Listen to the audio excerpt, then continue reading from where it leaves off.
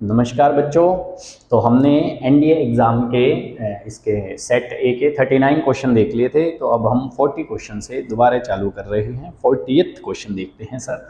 जी sir दिखाएं। तो 40th question क्या कह रहा है, सुने। एक ट्रायंगल है ABC जिसमें 3 साइड्स दे रखी हैं। लो जी सर, एक बार इसको ड्रॉ कर लेते हैं। तो AB जो है वो सबसे बड़ी है, तो AB को हम 16 मीटर ले लेते हैं। बाकी दोनों सेम 10-10 मीटर की थी, ऐसा उसने बोल रखा है। ठीक है, अब हमें पता है सर ट्रायंगल में C के अपोजिट साइड को छोटा C, इसको छोटा A, इसको छोटा B, ऐसे मानना रहता है। ठीक है सर, तो ये ऐसा ऐसा दे रखा है। Lamp post is situated at the middle point of AB। ये AB है, इसके बिल्कुल मिडल पॉइंट पे सपोज P पे जो है वो एक लैंप रखा हुआ है। ठीक है sir, the lamp post subtend an angle 45 degree at the vertex of B। अब ये लैंप रखा तो इसके ऊपर हुआ है, ठीक है, वो होगा परपेंडिकुलर, पर 3D में है। तो मैं यहाँ पे एक बार थोड़ा सा ड्रॉ करके बता दूं, ये लैंप पोस्ट ऐसे रखा हुआ है तो वो इसके परपेंडिकुलर है। तो उसको मैं अगर थोड़ा सा ड्रॉ करके बताऊं तो कुछ ऐसा लगा लो, मतलब ये एंगल 90 डिग्री है। ठीक है सर, तो इस पॉइंट को अपन क्यू मान लेते हैं। तो लैंप पोस्ट की लेंथ जो है ना वो PQ है, PQ। ठीक है, और इस लैंप पोस्ट ने B पे एंगल कितना बनाया है सर, 45 डिग्री, ऐसा उसने क्वेश्चन में दे रखा है। तो फर्स्ट क्वेश्चन है उसका 40th question, find the height of lamp post. बहुत ही आसान हो गया सर। इन ट्रायंगल कौन से वाले सर, PQB में अपन ट्रिग्नोमेट्री लगाते हैं। Tangent 45 is equal to PQ by में PB। हाँ जी सर, अब PB जो है वो 8 है क्योंकि उसने मिड पॉइंट बोल रखा था। टेंजेंट 45 1 होता है, PQ अपने को निकालना था, बटे में 8, तो PQ जो है वो 8 मीटर है ना। हाँ जी, 8 मीटर आ जाएगा। तो ये कौन सा ऑप्शन मैच हो जाएगा भाई, अपना C ऑप्शन जो है वो मैच हो जाएगा इसमें।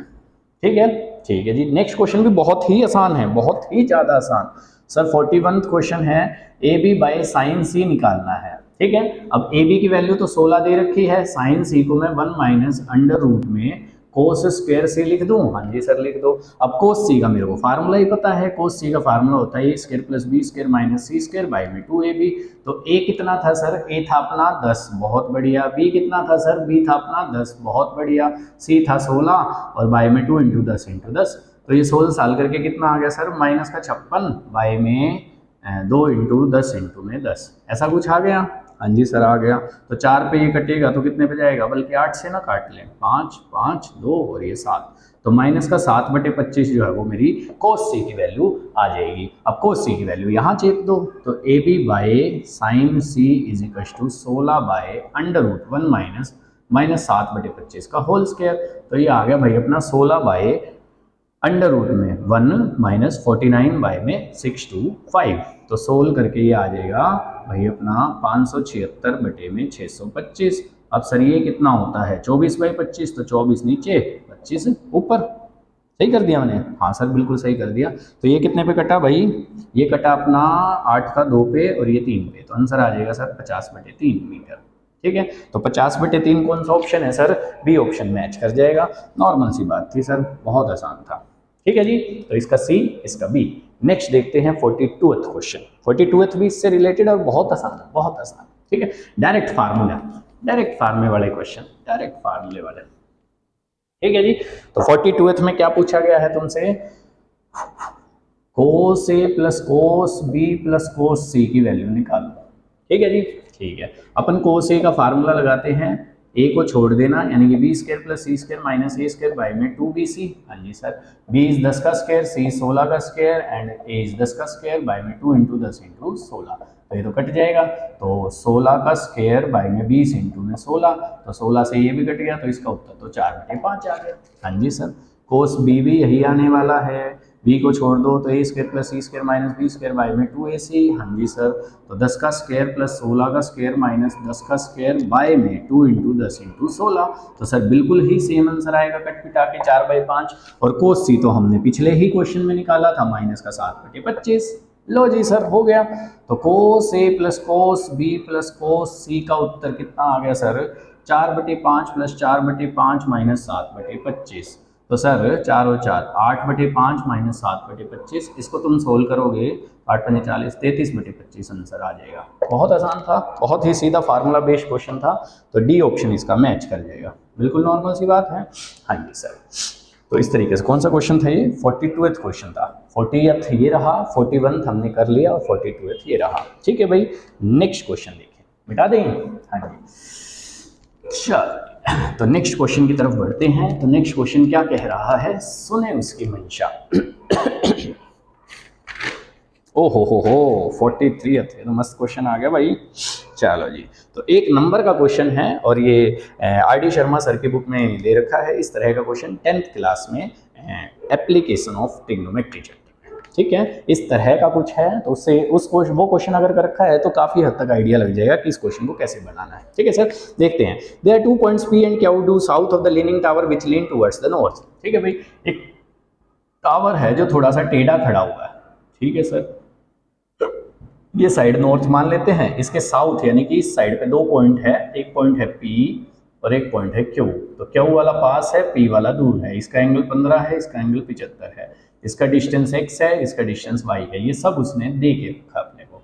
ठीक है, तो ये टावर हो गया अपना। टावर की लेंथ को तुम अपना a भी मान लो और इसको तुम अपना c मान लो। ठीक है, ठीक है जी। तो ऐसा डायग्राम उसने दे रखा था कि x ग्रेटर देन y लेना है तो p ज्यादा दूर होगा, Q ज्यादा पास होगा और टावर जो है वो ऐसे टेढ़ा है और उसका एंगल ऑफ एलिवेशन 15 डिग्री और 75 डिग्री रिस्पेक्टिव पॉइंट से बन रहा है, ऐसा उसने बोला था। ठीक है जी। At what height is the top of the tower from the ground level, मतलब ये हाइट अगर मैं h मान लूं तो ये अपने को निकालनी है। फर्स्ट क्वेश्चन है अपना ये।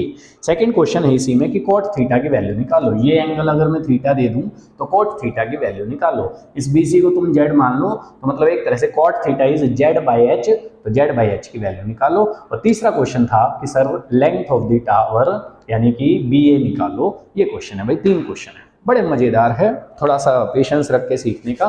तो दिखाओ जी। सर मैं ट्रिग्नोमेट्री लगाता हूं तो टेंजेंट 15 वाले में मैंने ट्रिग्नोमेट्री लगाई पूरी बड़ी ट्रायंगल में, तो ये आ जाएगा h by x plus Z. ठीक है जी। ऐसे 75 वाले में लगाई तो ये आ जाएगा h by y plus Z.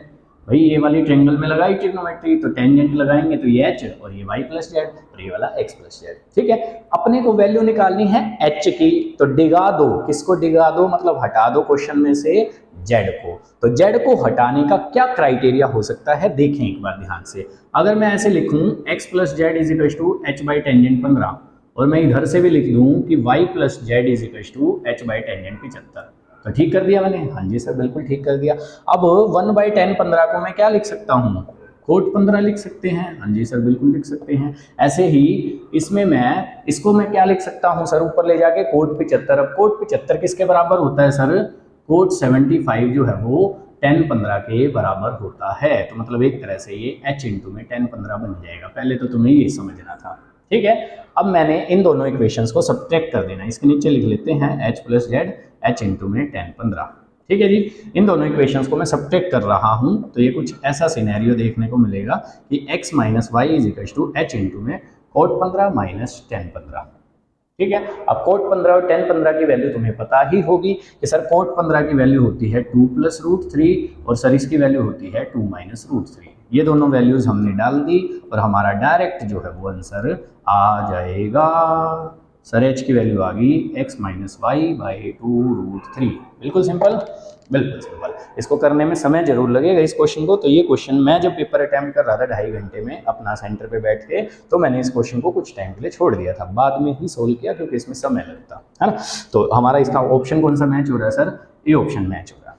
ठीक है, नेक्स्ट क्वेश्चन है सर कि कोट थीटा की वैल्यू निकालो। अब कोट थीटा की वैल्यू अगर मेरे को निकालनी है, एक बार मेरे को इसको थोड़ा सा हटाना पड़ेगा। ये दोनों इक्वेशन तो एज इट इज रहने देता हूं और मैं इसमें से h की वैल्यू निकाल के डाल दूंगा। ठीक है जी, तो एक बार ये वाला हो गया, दूसरे वाला दिखाता हूँ।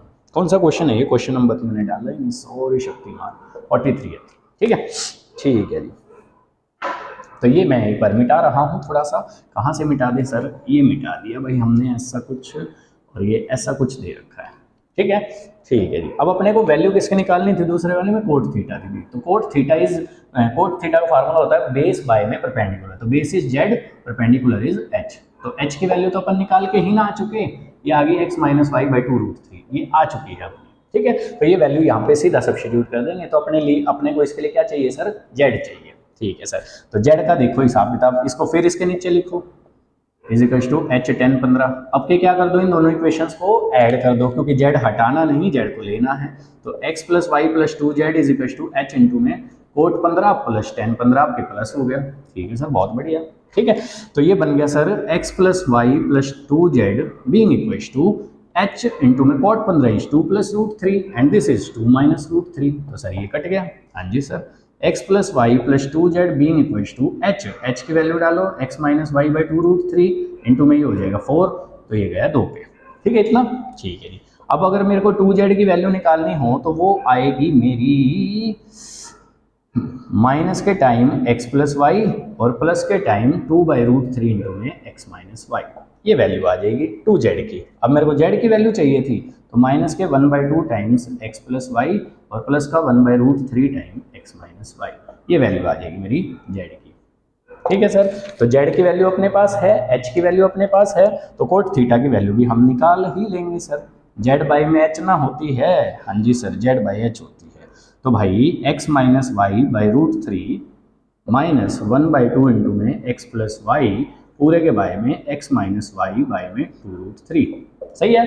अब मैं इसको अलग अलग करके लिख लेता हूँ। अगर मैं इसको इसके बटे में लिखूंगा तो ये आ जाएगा 2, और मैं इसको इसके बटे में लिखूंगा तो ये आ जाएगा √3 ऊपर की तरफ और x plus y by x minus y. ऐसा कुछ सीन देखने को मिलेगा। तो हमारा कौन सा ऑप्शन इसमें मैच कर जाएगा सर? डी ऑप्शन इसमें बिल्कुल मैच कर रहा है, बिल्कुल फिट बैठ रहा है सर, डी ऑप्शन। ठीक है जी, आसान था। हाँ जी सर, नॉर्मल था, बिल्कुल नॉर्मल था। ठीक है जी, एक बार मैं z की वैल्यू और लिख लेता हूँ इसमें। यहाँ पे भाई z की वैल्यू अपनी कितनी आई है, h की तो ये आई ही गई, z की वैल्यू आई है भाई अपनी, ये थोड़ी अटपटी सी आ गई, 1/√3 इंटू में x माइनस वाई और प्लस नहीं सॉरी माइनस है, माइनस का 1/2 इंटू में x प्लस वाई। ये अपना z आ रखा है ना, z इज ये मैंने यहाँ पे लिख लिया और ये मैंने पीछे लिख लिया। ठीक है जी, z भी है h भी है, बस। ठीक है जी, तो ये अपना सेकंड पार्ट था। अब इसका थर्ड पार्ट देखें, मिटा दूँ ये सारा। थर्ड पार्ट में ये सारे की नीड नहीं है। तो थर्ड पार्ट में क्या पूछा गया है भाई अपने से, देखो जी सर ध्यान से देखो। तो ये हमने इसके 2 पार्ट कर लिए हैं। तो third part is 45th question. 45th question में अपने से क्या पूछा गया है, what is the length of the tower. Length of the tower मतलब ए बी बताना है। अब ए बी तो अपने को दिख रहा है भाई h square plus Z square है, पाइथागोरस थ्योरम लगा देंगे इसमें। अब h की वैल्यू भी है, z की वैल्यू भी है, रख देते हैं। फिर देखो इसको सोल्व कैसे करना है। तो चलो जी, x इज h सॉरी ये क्या नाम है, z 1/√3 into x minus y minus 1/2 into में x प्लस वाई और इस पूरे का होल स्क्वायर प्लस में h स्क्वायर मतलब x माइनस वाई बाय 2√3 और पूरे का होल स्क्वायर। ठीक है जी, अब अपने को ऑप्शन जैसे दिए गए हैं उसमें x माइनस वाई और 2√3 ये बाहर की तरफ लिखा गया है, बाहर की तरफ लिखा गया मतलब ये चीज़ कॉमन आनी चाहिए। ठीक है सर इसमें तो है, ये इसमें भी है, देखा जाए तो थोड़ा बहुत 2 से मल्टीप्लाई डिवाइड कर लेंगे, यहाँ पे कर लो 2 से मल्टीप्लाई 2 से डिवाइड कर लिया ये भी। सर इसमें नहीं है तो इसमें अपनी तरफ से मल्टीप्लाई डिवाइड करवा दो। सर कैसे बताओ जी एक बार ध्यान से। तो देखो जी ध्यान से, इसको अगर मैं ऐसे लिख लूँ 2/2√3 इंटू में x माइनस वाई, इसमें मैंने बस 2 से मल्टीप्लाई डिवाइड करवाया है। इस वाले में मैंने क्या किया, ये ऐसा कुछ सीन था, हाँ जी सीन था, x माइनस वाई बाई 2√3 से मल्टीप्लाई और इसी का उल्टा ये भी कर दिया, ब्रैकेट के अंदर ही कर दिया यहाँ पे, ये होल स्क्वायर और x माइनस वाई बाई 2√3 का होल स्क्वायर। सही है। अब निकलती आंसर है x माइनस वाई बाई 2√3 का होल स्क्वायर जो है वो इसमें से कॉमन आ रहा है और वो रूट के बाहर आएगा, तो ये कुछ ऐसा सा सिनेरियो बन जाएगा। तो ये अगर मैं कॉमन लूंगा तो यहाँ पे कितना बच जाएगा सर, ये कितना बच जाएगा 1 अंडर रूट के अंदर, ये 1 बच जाएगा, यहाँ से 2 बच जाएगा है ना जो ब्रैकेट के अंदर है, और माइनस में इसमें से क्या गया सर, ये तो चला ही गया तो 2 से 2 कट गया, √3 times x plus y by x minus y और इस पूरे का होल स्क्वायर। हाँ जी सर बिल्कुल मैच हो गया, बिल्कुल डिक्टो मैच हो गया अपना, कौन सा ऑप्शन, बी ऑप्शन मैच हो गया। ठीक है जी, ठीक है जी, तो इसका ऑप्शन जो है वो अपना बी था। अच्छा था, बढ़िया था भाई ये क्वेश्चन तो। ठीक है, ये क्वेश्चन में समय लगता इसलिए तो पहले और क्वेश्चन करे लेने चाहिए थे, इसमें समय लगता सोल्व करने में। देखने में ऑप्शन में लग रहा था भाई अच्छा खासा टाइम खा जाएगा, तो इसकी बजाय कुछ और 2-4 क्वेश्चन निकल जाते इसके चक्कर में, पर हाँ सोल्व करना आना चाहिए। तो ये बड़ा अच्छा क्वेश्चन था। अच्छा था, ठीक है जी, नेक्स्ट देखते हैं। चलो जी सर 46th क्वेश्चन दिखाओ सर। सर जी 46वां क्वेश्चन दिखा दो। लो जी देखो जी, तो 46 क्वेश्चन तो बहुत ही ज़्यादा आसान है, बिल्कुल मक्खन है। कोसेकेंड में माइनस का ये दे रखा है, बहुत बढ़िया सर। अब कोसेकेंड में माइनस का निशान तो बाहर आ जाता है, चौथे क्वाड्रेंट का रूल, ये तो हमें पता है सर। सर ये 3 से जितना डिवाइड हो रहा है, मतलब 24 का तो डिवाइड ही हो रहा है, और प्लस में π/3 लिख लो। अब 24 पाई का मतलब 0, क्योंकि ये 2 पाई का मल्टीपल है, तो 2 पाई का मतलब तो बिल्कुल पूरा एक चक्कर घूम जाता है। तो ये आ गया माइनस का कोसेकेंड, पहले क्वाड्रेंट में ही आएगा। तो माइनस का π/3 मतलब 60 डिग्री, 2√3 तो ऑप्शन कौन सा मैच कर जाएगा सर इसका ऑप्शन मैच कर जाएगा बी। नॉर्मल था, ठीक है सर, बहुत ही आसान था। चलो जी सर 47वां क्वेश्चन दिखाएं सर।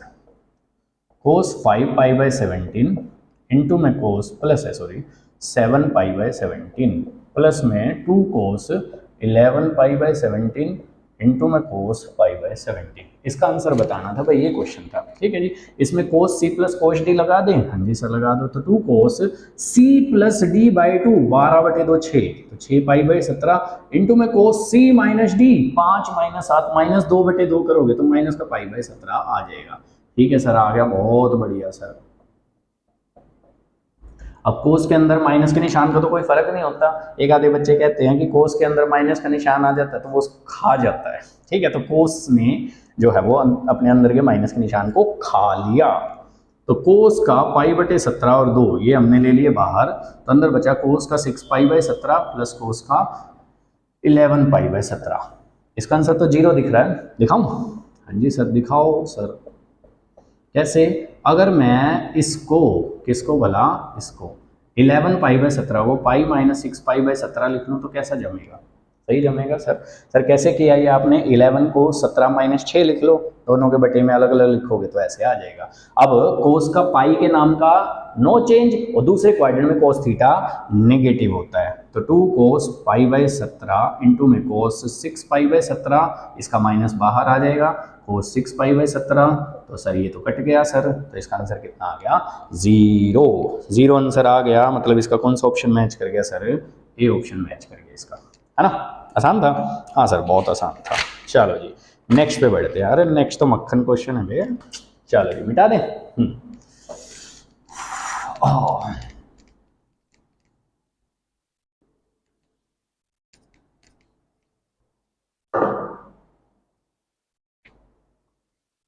चलो जी 48 क्वेश्चन में अपने को 10 3π/8 की वैल्यू निकालनी है।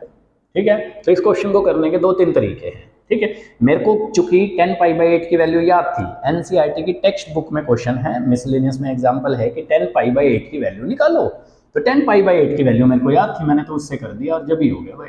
10π/8 की वैल्यू √2 - 1 थी। ठीक है सर, अब मेरा 10 जो है वो 3π/8 वो मेरा किसके बराबर होगा? वो cot π/8 के बराबर होगा। 10 90 - theta is equal to cot theta से, है ना? तो cot π/8 का मतलब 1/10π/8, बस इससे मेरा जब ही निकल गया था। तो इसको रेशनलाइज करवा लो, तो लो जी सर √2 + 1 आंसर आ जाएगा। ठीक है, तो इसका कौन सा ऑप्शन मैच कर गया सर? B option. ठीक है, करने में और कैसे भी कर सकते थे, मैं एक बार कर देता हूँ। ठीक है सर, tan 3 थीटा का फार्मूला होता है 3 tan theta - tan cube theta by में 1 - 3 tan स्क्वायर थीटा। इससे भी हो जाएगा, थीटा की जगह π/8 डाल दो, 10π/8 की वैल्यू डालोगे तो tan 3π/8 इससे आ जाएगा, बढ़ा जाएगा इससे। ठीक है, अच्छा जी और कैसे कर सकते थे सर हम? सर tan थीटा को मैं √1 - cos2 theta by 1 + cos2 theta ऐसे लिख सकता हूँ। हाँ जी sir, 1 - cos2 theta is 2 sin square theta और this is 2 cos square theta, cut जाएगा तो tan थीटा आ जाएगा। ठीक है, अब थीटा की जगह अपना 3π/8 चिपका दो, तो this is equal to 1 - cos 3π/4 by 1 + cos 3π/4। cos 3π/4 की वैल्यू तुम निकाल सकते हो विच इज -1/√2, क्योंकि सेकंड क्वाड्रेंट में है और 45 पे 1/√2 होता है, तो इसकी जगह -1/√2 डालो, जमा घटा करो और आंसर तक पहुंच जाओ। तो 3 तरीके थे, किसी से भी अप्रोच ले सकते थे, चॉइस इज योर्स। ठीक है, चलो जी नेक्स्ट क्वेश्चन दिखाओ, मिटा दें? हाँ जी सर।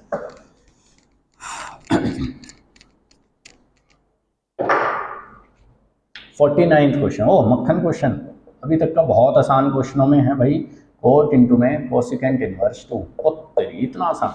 कोसिकेंट 2 कितने पे होता है सर? सर जी ये होता है अपना 30 डिग्री पे, 30 डिग्री मतलब π/6। अब कोट पाई बाई 6 कितना होता है सर, √3 होता है। अब 10 √3 कितने पे होता है सर, पाई बाई 3 पे। हो, इतना मक्खन, बहुत ही आसान था सर। इसका डी ऑप्शन जो है वो मैच कर जाएगा, है ना। चलो जी नेक्स्ट दिखाओ सर, 50वां क्वेश्चन दिखाओ। 50वां क्वेश्चन देखो भाई ध्यान से। ए बी सी एक ट्रायंगल है जिसमें ए दे रखा है कितना 4, बी दे रखा है कितना 3, सी दे रखा है कितना 2। You have to find the value of cos 3c। cos 3c is 4 cos cube c minus में 3 cos c, इजंट इट। हाँ जी सर, cos c की वैल्यू अपन निकाल सकते हैं a square plus b square minus c square by में 2ab से। हाँ जी सर, ये भी निकाला।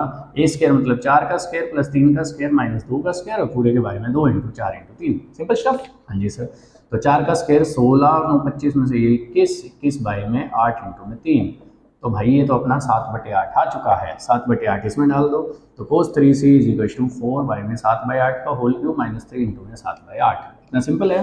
हाँ जी सर, बिल्कुल सिंपल है।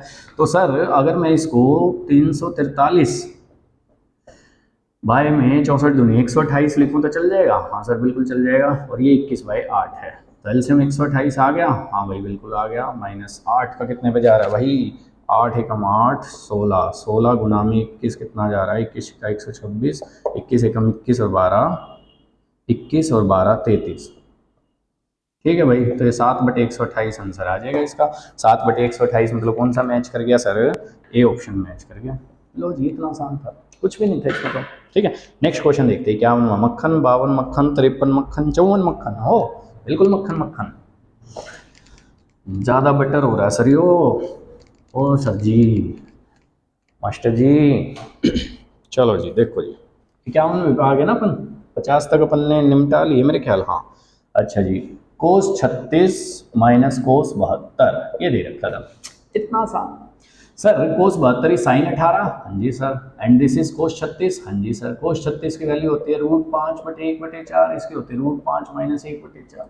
क्या ही था सर ये, 2/4 1/2 इज द उत्तर। इतना आसान।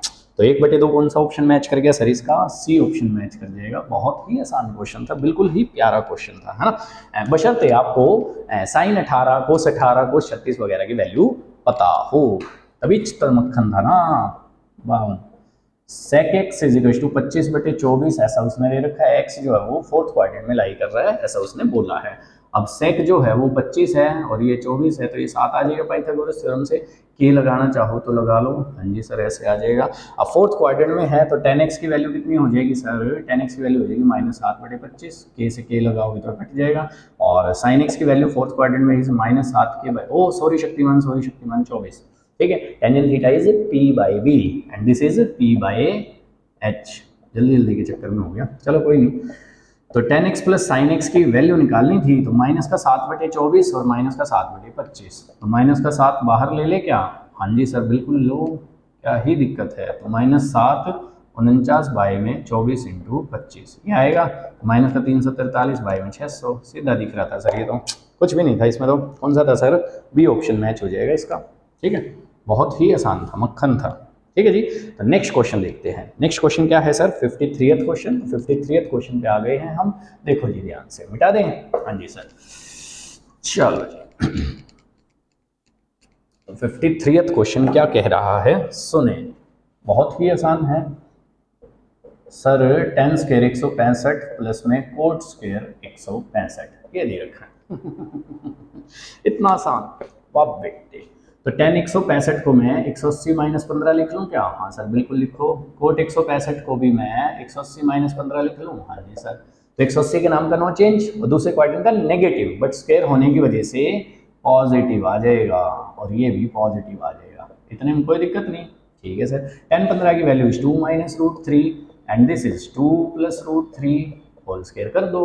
तो सर इसका आ गया 7 - 4√3 और इसका आ गया 7 + 4√3, तो ये तो कट गया भाई, 14 आंसर आ गया। देखो कितना आसान है। कौन सा था भाई, 14 आंसर आया, तो बी ऑप्शन था भाई इसका। देखो जी इतना आसान था। ठीक है, 54वां क्वेश्चन देखो भाई, बहुत ही आसान है 54वां क्वेश्चन, बिल्कुल ही मक्खन है। sin 2nπ + 5π/6 × sin 2n pi minus 5 पाई/6 इसकी वैल्यू बतानी थी। बहुत ही ज़्यादा आसान। सर कैसे? 2n पाई का मतलब तो जीरो ही ना हो गया, 2n पाई मतलब ये पूरा चक्कर कंप्लीट हो गया।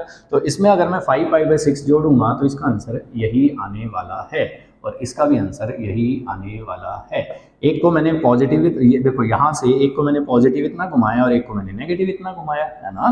तो भाई एक आया ये सेकंड क्वाड्रेंट में, सेकंड क्वाड्रेंट में आया, इसको मैंने पाई माइनस पाई/6 लिख लिया। इसका माइनस तो बाहर आ जाता है तो इसका भी पाई माइनस पाई/6 हो जाएगा। पाई के नाम का नो चेंज और दूसरे क्वाड्रेंट का पॉजिटिव, तो इसका आंसर आएगा साइन पाई/6। इसका भी आएगा साइन पाई/6। दोनों मल्टीप्लाई में है, एक प्लस में है एक माइनस में है, तो उत्तर इज माइनस का 1/4, है ना। तो माइनस का 1/4 कहाँ मैच किया सर? ए ऑप्शन पे मैच किया, तो इसका आंसर जो है वो अपना ए ऑप्शन हो जाएगा। सिंपल है। हाँ जी सर, नेक्स्ट दिखाएंगे। तो 55वें क्वेश्चन पे आ गए हैं हम। देखो जी ध्यान से,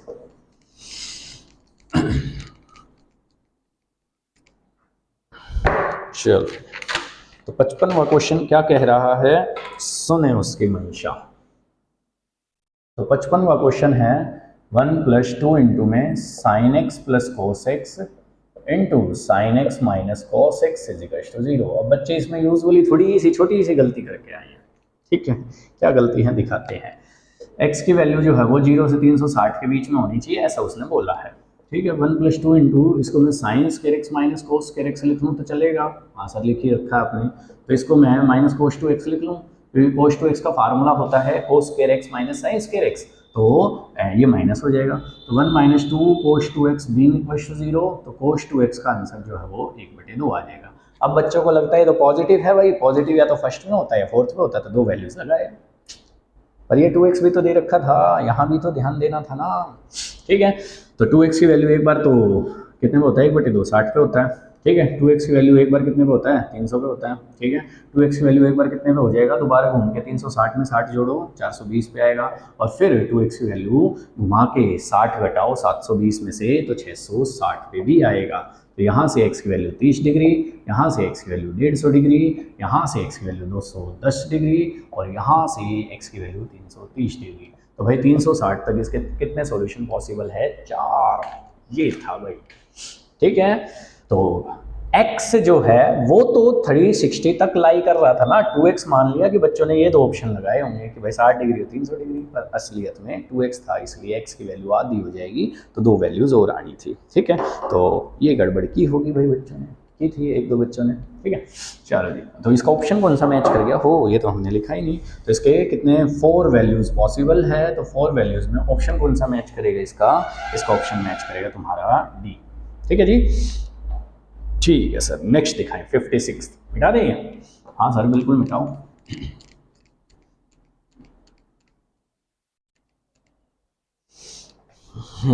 तो 56 क्वेश्चन देखें। 56 क्वेश्चन में क्या दे रखा है?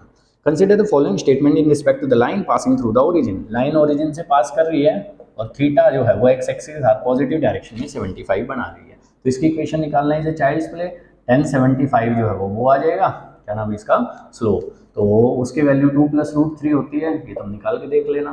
45 + 30 तो 10x + y 10x + 10y/1 - 10x 10y, उससे निकाल के देखोगे आ जाएगा, ठीक है। चलो जी, तो y - y1 x - x1 into में स्लोप इज 2 + √3, तो y = 2 + √3 इंटू में x, ये इक्वेशन बन गई, ठीक है। ठीक है जी, अब पहला का क्वेश्चन क्या दे रखा है? The line is passing through the point this this this. पहली स्टेटमेंट बोल रखी है line is passing through this, मतलब अगर मैं x की जगह 1 रख दूं और y की जगह ये रखूं तो ये इक्वेशन सेटिस्फाई करवाएगा। देखते हैं भाई।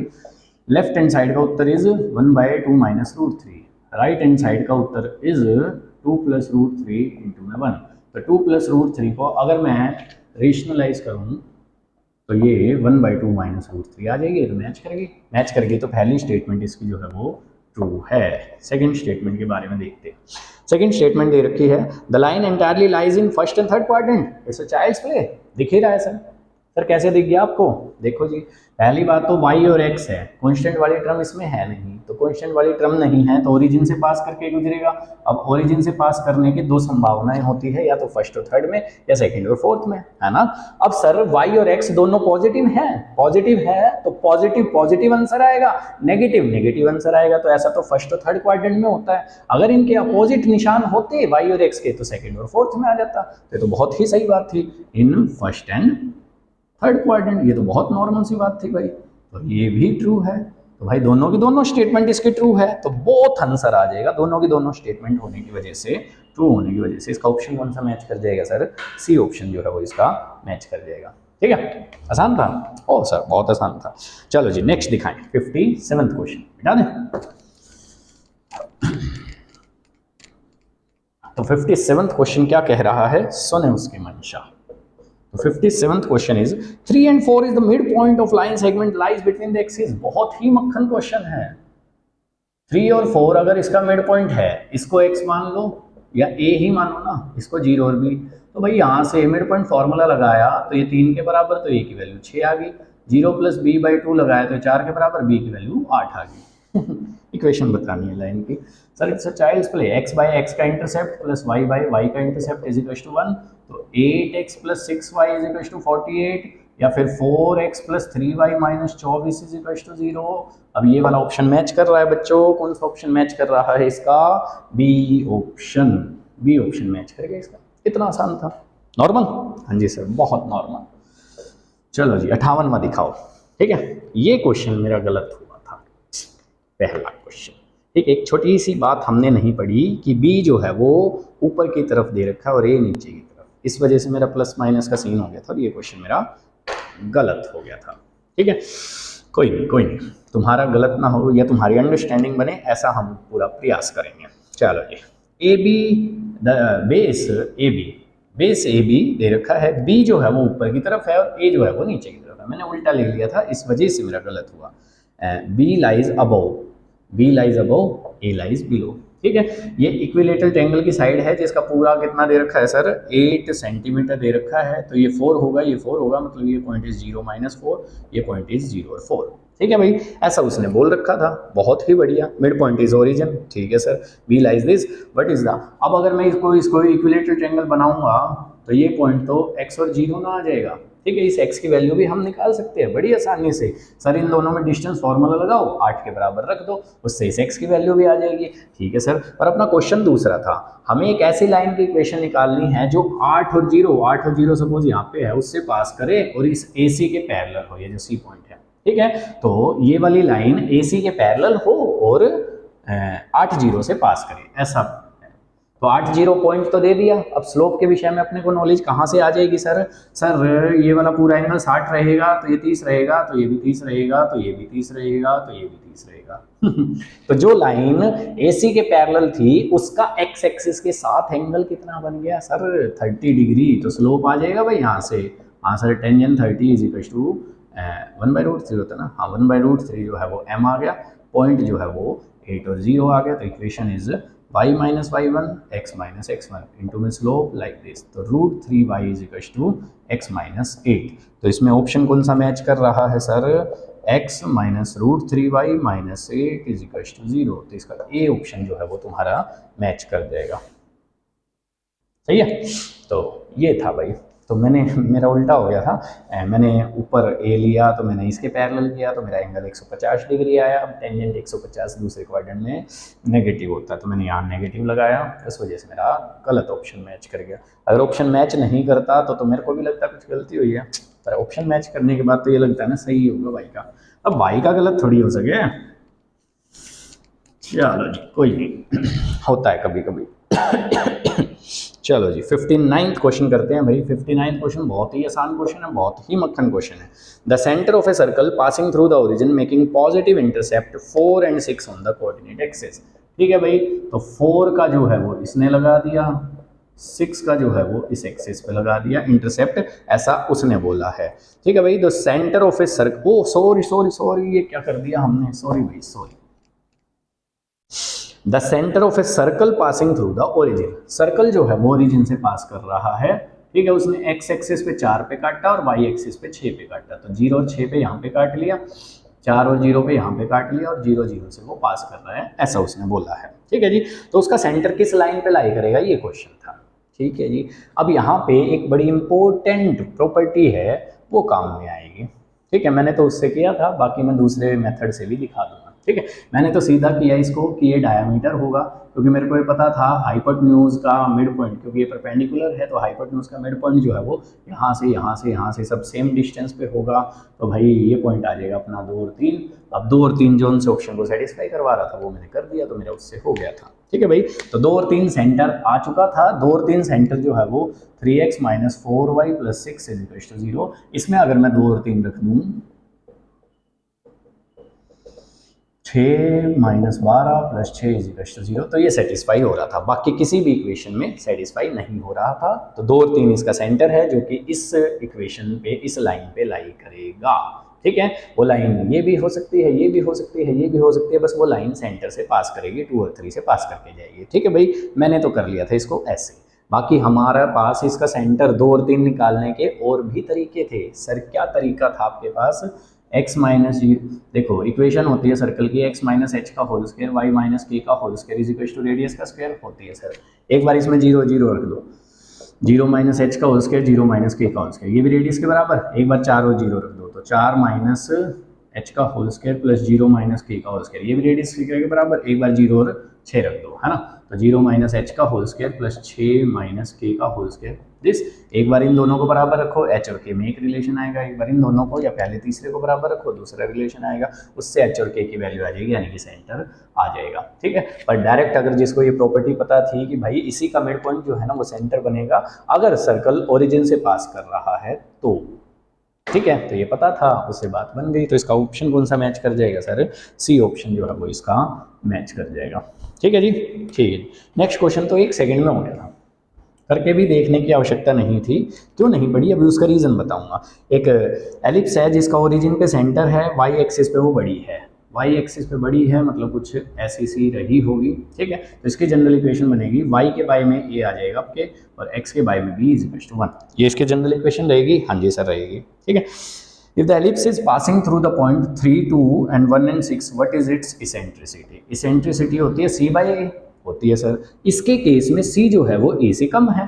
हाँ जी सर, बिल्कुल कम है, तो e की वैल्यू 1 से कम होनी चाहिए। हाँ जी सर, बिल्कुल होनी चाहिए। अब भाई ऑप्शन जैसे दे रखे थे उसमें एक ही ऑप्शन ऐसा था जिसमें 1 से कम है, तो √3/2 मेरा आंसर आ गया था। ये तो मैंने देखते कर दिया था 1 सेकंड में। ठीक है, कि √3/2 इसका आंसर आएगा, तो इसका आंसर कौन सा मैच हो जाएगा सर?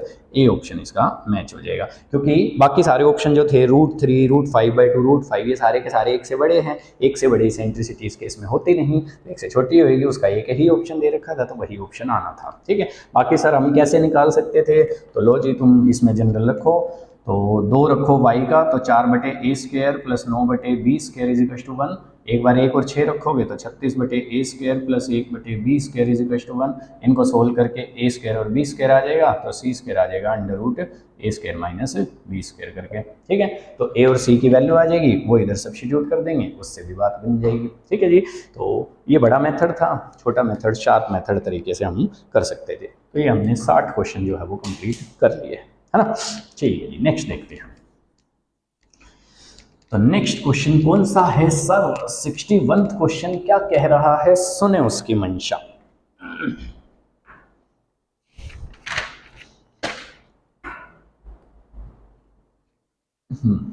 तो 61वां क्वेश्चन क्या है?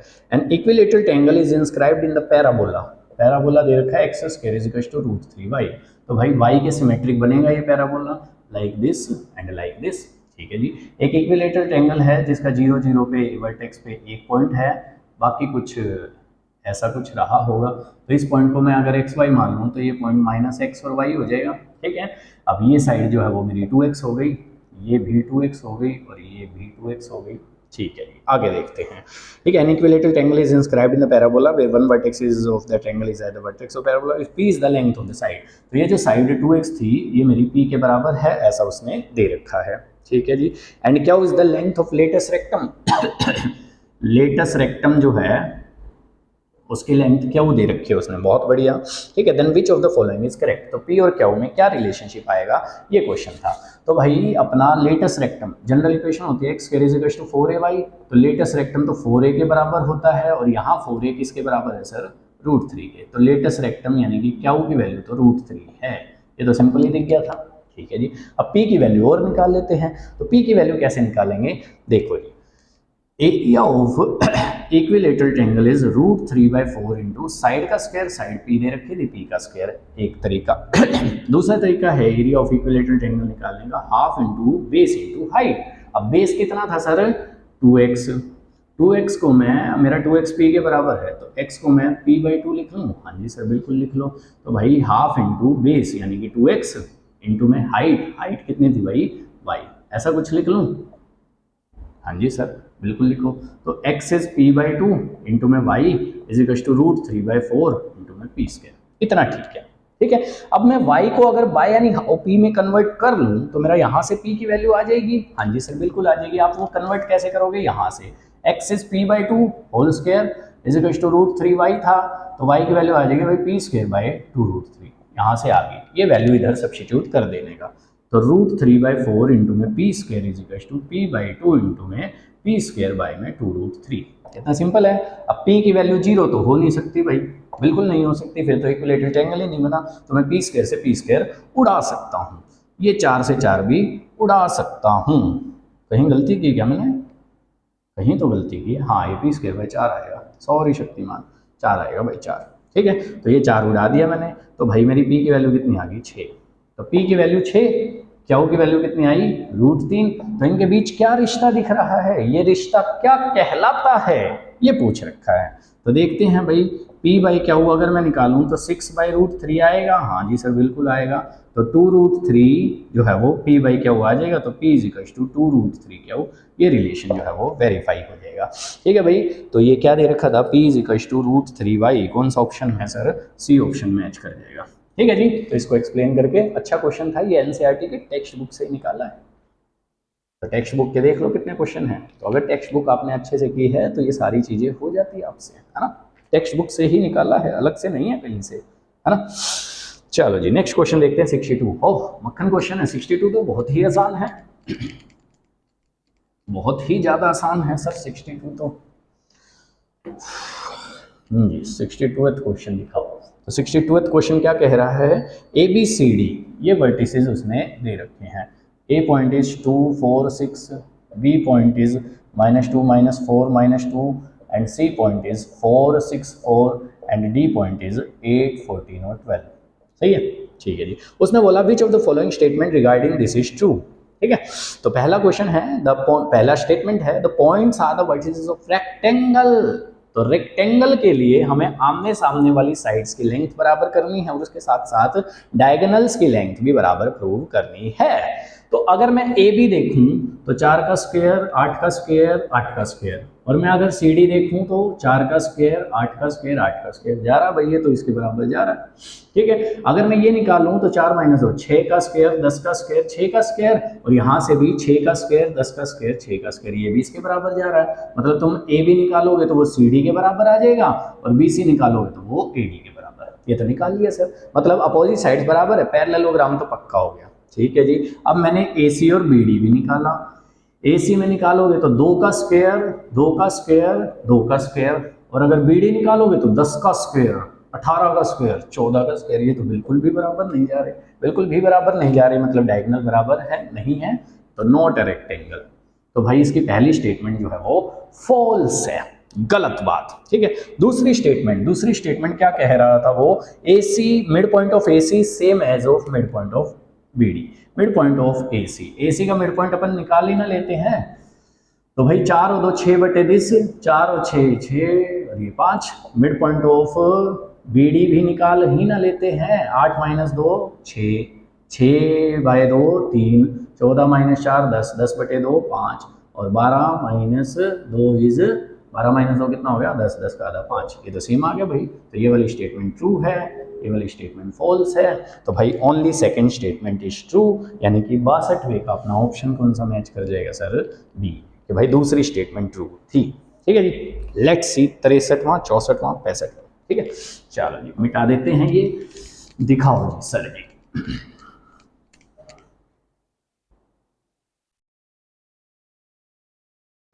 63वां क्वेश्चन दिखाओ सर। 63वां क्वेश्चन है, पहले इसने जैसे सर्कल की इक्वेशन होती है वैसे ही स्फीयर की दे रखी है, तो बिल्कुल सेम पैटर्न फॉलो होगा। 6y minus 8z is equal to 16। ठीक है जी। कंप्लीट स्क्वायर बना लो, तो एक्स स्क्वायर माइनस 4x को एक साथ लिख लो, वाई स्क्वायर माइनस 6y को एक साथ लिख लो, और जेड स्क्वायर माइनस 8z को एक साथ लिख लो, इज इक्वल टू 16 है। बहुत बढ़िया सर। तो इसके हाफ का स्क्वायर ऐड कर दो दोनों तरफ, माइनस 4x प्लस 4/2 का होल स्क्वायर, और ये Y square minus 6y plus 6/2 का होल स्क्वायर, दोनों साइड करना, अभी मैं उस साइड भी करके दिखाऊंगा, प्लस 8/2 का होल स्क्वायर। ठीक है, इज इक्वल टू 16 प्लस 4/2 का होल स्क्वायर प्लस 6/2 का होल स्क्वायर प्लस 8/2 का होल स्क्वायर। तो दोनों साइड जो है वो हमने इसको ऐड कर दिया। ठीक है सर, बहुत बढ़िया। तो सर ये 2 का स्क्वायर आ जाएगा, तो ये x माइनस 2 का होल स्क्वायर, ये y माइनस 3 का होल स्क्वायर, और ये z माइनस 4 का whole square, is equal to 16 plus 4 plus 9 plus 16, 16 दूनी 32, 36, 45 आ जाएगा ये। ठीक है, तो x माइनस 2 का whole square plus y minus 3 का whole square plus z minus 4 का whole square is equal to root 45 का होल स्क्वायर। ठीक है, तो इसका सेंटर कितना आ गया सर? सेंटर आ गया 2, 3 और 4, और इसका रेडियस कितना आ गया सर? रूट 45। अब बात करते हैं उसने क्या बात कर रखी है। ठीक है जी, उसने बोला z axis act as a tangent to the sphere. तो जेड एक्सिस स्फीयर पे टेंजेंट है, ऐसा उसने पूछ रखा है। ठीक है सर, मान लेते हैं जेड एक्सिस है, मान लेते हैं स्फीयर है, तो स्फीयर के जो सेंटर के कोऑर्डिनेट है वो 2, 3 और 4 है। बहुत बढ़िया है। ठीक है, अब ये अगर टेंजेंट होगी तो रेडियस और टेंजेंट तो परपेंडिकुलर ना होते हैं? हाँ जी सर, बिल्कुल होते हैं, ये परपेंडिकुलर, ये तो ये रेडियस के बराबर ये डिस्टेंस आ जाना चाहिए अगर परपेंडिकुलर होगा तो 2, 3 और 4 तो ये है ही। अगर इस पॉइंट से मैं जेड एक्सिस पे परपेंडिकुलर डालूंगा तो बाकी के तो 0, 0 हो जाएंगे, बस जेड वाला रहेगा 4। सही है। अब इन दोनों के बीच अगर मैं डिस्टेंस फॉर्मूला लगाऊं, मतलब इसको ओ मान लो, इसको ए मान लो, तो ओ ए की वैल्यू अगर मैं निकालूं तो 0 माइनस 2 का होल स्क्वायर प्लस 0 माइनस 3 का होल स्क्वायर प्लस 4 माइनस 4 का होल स्क्वायर, तो मेरा इसका उत्तर आया रूट 13। अब ये रूट 13 तो रेडियस के बराबर कतई नहीं है, रेडियस तो रूट 45 थी, तो ये बराबर नहीं है, तो भाई ये टेंजेंट भी नहीं रहती होगी, यानी कि टेंजेंट वाली बात जो है वो गलत बोली है। ठीक है, उसके बाद उसने सेकंड स्टेटमेंट क्या बोली है? Centre lies on x plus y plus z minus 9 is equal to 0। इस पे लाई कर रहा है भाई, सेंटर लाइज और the sphere lies on the plane this. तो सर रख के देख लेते हैं सेंटर, 2, 3 और 4 दे रखा था, 2 प्लस 3 प्लस 4 माइनस 9, तो भाई ये तो 9 माइनस 9, ये तो 0 मैच कर गया भाई। ये वाली स्टेटमेंट ट्रू है, ये वाली स्टेटमेंट ट्रू है, ये वाली स्टेटमेंट फॉल्स है, यानी कि सर सेकंड वाली ट्रू है, यानी कि बी ऑप्शन मैच कर जाएगा कि सेकंड स्टेटमेंट ट्रू है, फर्स्ट स्टेटमेंट फॉल्स है। तो ये फर्स्ट का चल रहा था तामझाम, ये सेकंड का। ठीक है सर, ऐसे करना था ये। चलो जी 64वां दिखाएं सर, मिटा दें? हाँ जी सर मिटाओ। नेक्स्ट क्वेश्चन दिखाओ। 64वां तो बहुत मक्खन क्वेश्चन है, बहुत ही आसान है।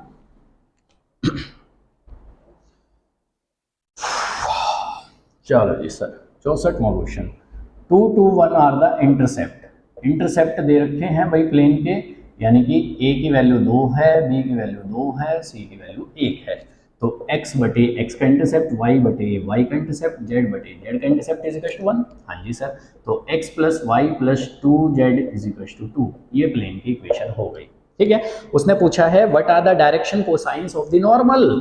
सर अगर मैं इसकी नॉर्मल की मैग्नीट्यूड फाइंड आउट करूँ, मैग्नीट्यूड, तो मैग्नीट्यूड कितनी हो जाएगी सर? अंडर रूट में 1 का स्क्वायर प्लस 1 का स्क्वायर प्लस 2 का स्क्वायर, तो रूट में 6 हो जाएगी। डी आर कितने इसके डायरेक्शन रेशियोज 1, 1, 2 है। अब sir D C direction cosines निकालने थे, तो 1/√6, 1/√6 और 2/√6, ऐसा कुछ तामझाम बैठ जाएगा। तो सर इसका तो ऑप्शन सी मैच कर गया, बहुत ही आसान था सर, कुछ भी नहीं था इसमें तो, है ना, इतना आसान क्वेश्चन था। 65वां क्वेश्चन देखो। 65वां क्वेश्चन क्या है सर? उसने 2 स्टेटमेंट दी है, उसके विषय में टिप्पणी करनी है कि सही है या नहीं। The direction ratios of y axis are, y axis के डी आर 0, 4, 0, ये हो सकते हैं क्या? हाँ सर, डी आर बोला तो हो सकते हैं, क्योंकि डायरेक्शन कोसाइंस तो हमें पता ही ना है वाई एक्सिस के, 0, 1, 0 टाइप के होते हैं।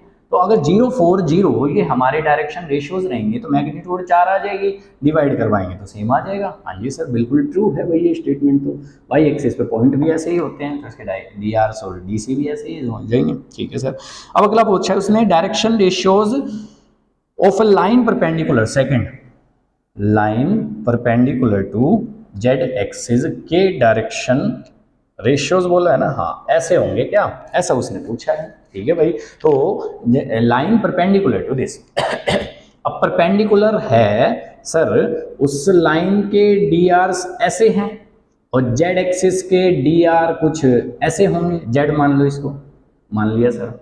अब अगर मेरे को इन दोनों को परपेंडिकुलर प्रूव करना है तो इनका डॉट प्रोडक्ट ले लूं, डॉट प्रोडक्ट लिया तो 5 into 0 plus 6 into 0 plus 0 into Z, ये तो 0 आ गया।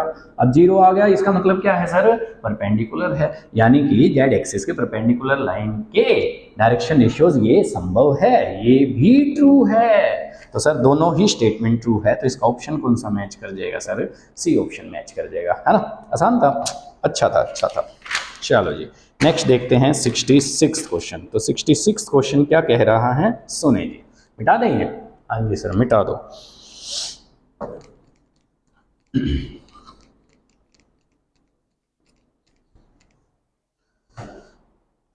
हाँ 66 क्वेश्चन, तो 66 क्वेश्चन है भाई अपना।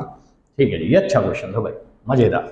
ठीक है, देखो पहले मैं पैरेललोग्राम ड्रॉ कर लेता हूँ। ये हमने parallelogram P Q R S draw कर लिया। ठीक है, उसमें दे रखा है पी से लेके आर तक का वेक्टर जो है वो उसकी वैल्यू ए वेक्टर है। ठीक है जी, और दूसरा दे रखा है क्यू से एस, क्यू से एस यानी कि ऐसे इस दिशा में इसकी वैल्यू बी वेक्टर है। ठीक है, ये दो उसने दे रखा था, तो हमें P Q vector find out करना था, तो ये क्वेश्चन अच्छा था। ठीक है, क्यों अच्छा था अभी दिखाता हूँ। In triangle P Q R, इसमें मैं ट्रेंगल लॉ लगाता हूँ, triangle law of vector addition. अगर मैं लगाऊं तो पी से क्यू पे गया प्लस फिर क्यू से आर पे गया इज इक्वल टू पी से आर पे गया। सही है अभी, अगर मैं इस डायरेक्शन में ऐसे बढ़ूंगा तो मैं यहाँ से चलना शुरू किया, यहाँ पे पहुंचा, यहाँ पे पहुंचा, तो सर यहाँ से चलना शुरू किया और यहाँ पे पहुंच के ये इसका रिजल्टेंट हो जाएगा। हाँ जी सर बिल्कुल हो जाएगा। तो पी क्यू की वैल्यू अगर मैं यहाँ से निकालूंगा तो वो मेरी आ जाएगी पी आर वेक्टर यानी कि ए वेक्टर माइनस में क्यू आर वेक्टर। ये मेरी बन गई पहली इक्वेशन। ठीक है, दूसरी इक्वेशन देखते हैं सर। इन ट्रायंगल कौन से वाली सर, ये वाली P Q S. P Q S triangle में ट्रायंगल लॉ लगाओ भाई। तो ट्रायंगल लॉ अगर मैंने लगाया इसमें तो इसमें भी मैं पी क्यू लेता हूँ, जान के ले रहा हूँ मैं क्योंकि मेरे को पी क्यू की वैल्यू निकालनी है। तो पी क्यू प्लस में Q S is equal to P S. Simple बात है सर, यहाँ से गया यहाँ यहाँ, तो इसका मतलब यहाँ से चलना शुरू किया और एस पे पहुंच के फाइनल रिजल्टेंट। ठीक है सर, अब मेरा क्यू एस कितना दे रखा था बी, तो पी क्यू वेक्टर की वैल्यू कितनी आ जाएगी, P S vector minus B vector. ये बनेगी मेरी दूसरी इक्वेशन। ठीक है, अब तुम ध्यान से देख पा रहे होगे कि क्यू आर वेक्टर और पी एस वेक्टर तो सेम ही ना है sir. P S vector is equal to Q R vector, तो मैं क्यों ना इसको बदल के लिख दूं कि P Q vector is equal to Q R vector minus B vector. हाँ जी सर बिल्कुल लिख दो। ठीक है, इसको इक्वेशन 3 मान लो। अब 3 और 1 को ऐड कर दो। ठीक है भाई, ऐड 1 एंड 3, ऐसा करते ही आंसर आ जाएगा। तो देखो 2 टाइम्स पी क्यू वेक्टर, हाँ जी सर, इस इक्वेशन को और इस इक्वेशन को ऐड करके देखो, P Q plus P Q is 2 P Q, हाँ जी सर, क्यू आर से क्यू आर कैंसिल आउट हो जाएगा, इधर बचेगा ए माइनस बी। तो पी क्यू वेक्टर की वैल्यू कितनी आ जाएगी सर, ए माइनस बी ओवर में 2। ठीक है जी, तो कौन सा ऑप्शन मैच कर गया सर अपना, ये मैच कर गया अपना डी ऑप्शन। तो डी ऑप्शन इसका जो है वो अपना मैच कर जाएगा 66 का। ठीक है, अच्छा क्वेश्चन था। चलो जी नेक्स्ट दिखाओ, मिटा देंगे। हाँ जी सर, चलो जी 67 क्वेश्चन पे आ गए हैं हम 67वें पे। देखो जी ध्यान से। तो सर 67वां क्वेश्चन क्या कह रहा है अपना, दिखाओ जी। A and B with the 2 unit vector, unit vector है तो इन दोनों की मैग्नीट्यूड कितनी होगी सर, 1 होगी। हाँ जी सर, a प्लस 2b और 5a minus 4b are perpendicular, perpendicular है भाई।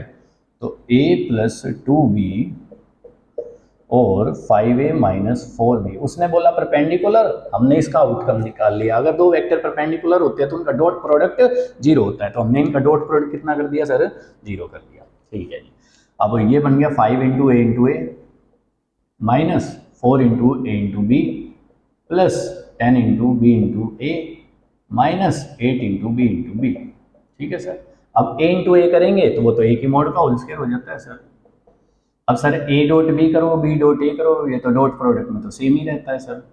हाँ जी, माइनस 8 टाइम बी की मॉडुलस का होल स्क्वायर इज 0। अब ए की और बी की मॉडुलस कितनी थी सर, 1। तो 5 इंटू 1 का square, 6 into 1 into 1 into cos theta और माइनस में 8 इज इक्वल टू 0। इसमें मैंने a डॉट b का फार्मूला डाल दिया है सर, a की मॉड b की मॉड cos थीटा, ये मैंने यूज़ किया है, यहाँ पे डाल दिया। ठीक है, तो ये बन गया सर माइनस का 3 प्लस का 6 cos theta is equal to 0। तो cos थीटा की वैल्यू तुम्हारी 1/2 आ जाएगी, तो थीटा कितना बन जाएगा सर, π/3। ठीक है भाई, तो π/3 पे ये रहेगा, तो कौन सा ऑप्शन मैच करेगा इसका सर, सी ऑप्शन जो है वो मैच कर जाएगा। ठीक है, ठीक है जी। नेक्स्ट देखो 68 क्वेश्चन। ठीक है, मिटा दें?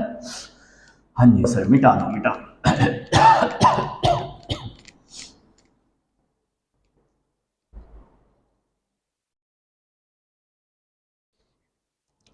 68 पे आ गया हूँ। हाँ जी सर, 68वें पे आ गया। A B C are the unit vector, unit vector है तो इनकी मॉडुलस कितनी होगी सर, 1 होगी, ऐसा उसने बोला है। ठीक है, lying in the same plane, coplanar भी है विद यूनिट वेक्टर। कोप्लेनर दे रखे हैं भाई, कोप्लेनर अगर दे रखे हैं तो ए का dot with B cross C is 0, है ना। ठीक है सर, तो तुम्हें से वैल्यू पूछी है भाई 3a प्लस 2b डॉट में, सॉरी क्रॉस में है 5a माइनस 4c, ये अपना एक ब्रैकेट में है और इसके सॉरी डॉट में है, बाहर क्या है b प्लस 2c, इसकी वैल्यू पूछी है अपने से कितनी होगी। ठीक है, वैसे तो देखने में पता लग रहा है 0 आएगा। ठीक है, करके देखते हैं। तो सर ये हो गया 15 into A cross into A, बहुत बढ़िया, minus 12 into A cross C, plus 10 into B cross A, और माइनस 4 दूनी 8 इंटू बी क्रॉस सी। ठीक है जी, और डॉट में अपना b प्लस 2c। ठीक है, ठीक है जी। अब अपने को पता है एक रो से तो 0 होता है भाई, क्योंकि इन दोनों के बीच में एंगल 0 डिग्री और साइन थीटा 0 पे 0 होता है, तो क्रॉस प्रोडक्ट में सेम वाला 0। ठीक है सर, उड़ा दिया ये। तो ये बन गया भाई माइनस का 12 टाइम्स, ठीक है, बनेगा b डॉट में a क्रॉस c, उस b को मैं मल्टीप्लाई करवा रहा हूँ। ठीक है, प्लस का 10 b डॉट में b क्रॉस c, माइनस का 8 b डॉट में b क्रॉस c। सही है, माइनस का 24 c डॉट में c cross a cross c, plus का 20 c डॉट में b क्रॉस a, और माइनस का 16 c डॉट में b क्रॉस c। सही है, अब ये सारे के सारे 0 हैं। कैसे sir, A B C coplanar है उस वजह से 0 है, ये उसने दे रखा था। ठीक है जी, और ए बी सी कहाँ पे आया है, कहाँ पे आया है, किस पे आया, तो ये दोनों तो साफ साफ दिख गए कि भाई दे रखा था इसलिए 0 है। अब बाकी के में अगर मैं स्केलर ट्रिपल प्रोडक्ट निकालूंगा तो ये फर्स्ट रो में आएगा, ये सेकेंड रो में, ये थर्ड रो में, तो फर्स्ट और सेकेंड रो सेम होगी उसके नाम का 0, फर्स्ट और सेकेंड रो सेम होगी उसके नाम का 0, फर्स्ट और थर्ड रो सेम होगी उसके नाम का 0, और फर्स्ट और थर्ड रो सेम होगी उसके नाम का 0। तो ओवरऑल आंसर मिला के कितना आ जाएगा सर इसका, 0। 0 मतलब ऑप्शन कौन सा मैच हो जाएगा सर, डी ऑप्शन जो है वो इसका मैच हो जाएगा। ठीक है सर, ठीक है जी। नेक्स्ट दिखाएं 69वां क्वेश्चन, याद है? हाँ जी सर, बहुत ही आसान क्वेश्चन था, तो ये हमने बना लिया है, बहुत आसानी से बना लिया है सर। चलो जी सर, नेक्स्ट क्वेश्चन देखते हैं। तो नेक्स्ट क्वेश्चन देखते हैं अपना। हाँ जी सर, तो कौन से पे थे नेक्स्ट, 69। तो 69 क्वेश्चन क्या कह रहा है, सुने। The value of x for which this 2x square I cap plus 3x J cap plus के कैप, ये पहला वेक्टर हो गया। दूसरा वेक्टर हो गया i माइनस 2j प्लस में एक्स स्क्वायर के, ये दूसरा वेक्टर हो गया। उसने बोला है for which value of x this is obtuse angle. अब भाई ऑब्ट्यूज होने के लिए क्या होना चाहिए, खुद सोच के बताओ। ऑब्ट्यूज होने के लिए कोस थीटा जो है वो लेस देन 0 होना चाहिए। क्यों? क्योंकि सर कोस थीटा जो है वो 90 से 180 के बीच में दूसरे क्वाड्रेंट में नेगेटिव होता है। नेगेटिव होता है तो कोस थीटा जो है वो नेगेटिव होना चाहिए, मतलब जो है वो डॉट प्रोडक्ट नेगेटिव होना चाहिए। तो इन दोनों का डॉट प्रोडक्ट करवाओ। अगर मैं a डॉट बी करवाऊँ तो ये आ जाएगा सर 2x स्क्वायर माइनस का 6x, है ना, यही आएगा ना, प्लस का x स्क्वायर, और पूरे के बाय में मॉडुलस वैल्यू अगर मैं निकालूँ 2x स्क्वायर का होल स्क्वायर प्लस 3x का होल स्क्वायर प्लस 1 का होल स्क्वायर, और इस साइड 1 का होल स्क्वायर प्लस माइनस 2 का whole square plus x square का स्क्वायर। ठीक है, ऐसा कुछ आ जाएगा। ठीक है सर, तो ये बन गया अपना 3x square minus 6x must be negative, ये तो पॉजिटिव आएगा ही। ठीक है सर, इसमें से अगर मैं 3x कॉमन ले लूँ तो x minus 2 must be negative. अब अगर मैं नंबर लाइन पे प्लॉट करूँ तो ये 0, ये 2, माइनस, ये प्लस इन्फिनिटी, ये minus infinity, positive negative positive, क्योंकि ये स्टैंडर्ड फॉर्म में है। ठीक है सर, तो नेगेटिव चाहिए था तो ये मेरा x जो है वो 0 से 2 के बीच में लाई करेगा। बहुत ही आसान था सर। तो इसका कौन सा ऑप्शन मैच कर जाएगा सर? ए ऑप्शन जो है वो इसका मैच कर जाएगा। ठीक है, क्योंकि मेरे को ऑब्ट्यूज एंगल चाहिए था। ऑब्ट्यूज एंगल पे कोस थीटा नेगेटिव होता है, कोस थीटा नेगेटिव है तो डॉट प्रोडक्ट नेगेटिव। अब इसका नीचे वाला तो पॉजिटिव था तो इसका न्यूमरेटर को नेगेटिव कर दिया, उससे सेट कर लिया। ठीक है, चलो जी नेक्स्ट दिखाओ सर 70वां क्वेश्चन मिटा दें। चलो जी सर 70th क्वेश्चन दिखाओ जरा। तो 70th क्वेश्चन क्या कह रहा है सुने भाई उसकी। 70th क्वेश्चन में क्या कुछ है, the position vector of A B C of a triangle are like this. भाई ए बी सी दे रखे हैं, मान लिया ए बी सी। अब मेरे को सी वाला एंगल निकालना है तो मेरे को कोस थीटा यानी कि सी इज इक्वल टू सी से ही चालू करना है। सी बी वैक्टर इंटू में सी ए वैक्टर बाय में सी बी वैक्टर की मॉड्यूलस और सी ए वैक्टर की मॉड्यूलस। सही है। अब पहले सर सी ए वैक्टर और सी बी वैक्टर निकाल तो लो, वो निकालते हैं भाई। अगर मैं पॉइंट की बात करूँ, ए पॉइंट दे रखा है, इसका एक्स तो है ही नहीं तो 0 1 1 दे रखा है। बी वेक्टर दे रखा है 3 1 और 5 पॉइंट दे रखा है। सी वेक्टर में एक्स तो है ही नहीं तो 0 3 और 3 दे रखा है। ठीक है, ठीक लिख दिया मैंने? हाँ जी सर ठीक लिख दिया। अब देखो भाई अगर मेरे को सी बी वैक्टर निकालना है तो बी में से सी घटाना पड़ेगा, तो 3 आई कैप माइनस में 2 जे कैप और प्लस में 2 के कैप। ऐसे ही सी ए वैक्टर निकालना है तो सी में ए में से सी घटाना पड़ेगा, 0 आई कैप 1 माइनस 2 जे कैप माइनस 2 के कैप। सही है जी, सही है जी। तो कोस सी अगर मेरे को निकालना है तो इन दोनों का डॉट प्रोडक्ट इस 3 into 0 plus minus 2 into minus 2 plus 2 into minus 2 पूरे के बारे में अंडर रूट 3 का स्क्वायर प्लस माइनस 2 का स्क्वायर प्लस 2 का स्क्वायर इंटू में 0 का स्क्वायर प्लस माइनस 2 का स्क्वायर प्लस माइनस 2 का स्क्वायर। सही है। तो ऊपर अगर तुम ध्यान से देखोगे तो 0 आ जाएगा। कोस सी 0 है तो सी कितने पे होगा सर? 90 पे ही होगा। सिंपल सी बात थी। ठीक है जी, 90 पे होगा तो कौन सा ऑप्शन मैच कर जाएगा सर? इसका डी ऑप्शन जो है वो मैच कर जाएगा। ठीक है, ठीक है जी। नेक्स्ट दिखाओ सर 71 क्वेश्चन। ठीक है चलो जी, तो 71th क्वेश्चन क्या कह रहा है सुने भाई। 71th क्वेश्चन की मंशा आसान है। 71th क्वेश्चन कोई खास बड़ी बात नहीं है। z is equal to greatest integer y and y is equal to greatest integer x minus x, ये दे रखा था। ठीक है, दिस x की जगह जो है वो x जो है वो इंटीजर है, इंटीजर नहीं है क्या? x is not integer, not integer but x is positive. ठीक है sir. Then what is the value of z? z की वैल्यू पूछी है, इतना सिंपल सवाल। हाँ जी सर। तो हमें पता है x minus greatest integer x की रेंज जो है वो 0 से 1 होती है। पता थी ये बात? हाँ जी सर। फ्रैक्शन वाला पार्ट आंसर आता है। ठीक है, तो सर अगर मैं माइनस के निशान से मल्टीप्लाई करवा दूं तो मॉडुलस x माइनस एक्स की रेंज जो है वो 0 से -1 हो जाएगी। हाँ जी सर, बहुत आसान बात है। तो सर यही चीज़ किसके बराबर थी? y के बराबर थी। तो y जो है वो तुम्हारा 0 से -1 के बीच में लाई करेगा। ठीक है सर। तो z is equal to this y। अब y जो तुम्हारा किस किस के बीच में लाई कर रहा था सर? -1 से 0 के बीच में। तो इसमें छोटे वाला आंसर आता है, छोटे वाला आंसर आता है, तो z का आंसर कितना हो जाएगा? -1। बहुत ही आसान था, बहुत ही मक्खन था, बहुत ही प्यारा क्वेश्चन था। इसका ऑप्शन कौन सा मैच हो जाएगा सर? ए ऑप्शन इसका मैच हो जाएगा। ठीक है सर, ठीक है जी। सर 72th क्वेश्चन करवाओ। तो 72th क्वेश्चन देखो, मिटा दे भैया। हाँ जी सर, मिटाओ मिटाओ मिटाओ। बहुत ही आसान है, बहुत ही आसान है। 72th क्वेश्चन दिखा दो सर। तो भाई 72th क्वेश्चन क्या कह रहा है सुने। सपोज एफ एक्स हो, बहुत मक्खन है, तो g of x is equal to k x plus में 2। ठीक है, एफ ऑफ जी एक्स निकाल लेते हैं पहले तो जहां भी इसमें एक्स दिखे उधर जी ऑफ एक्स चेप दो।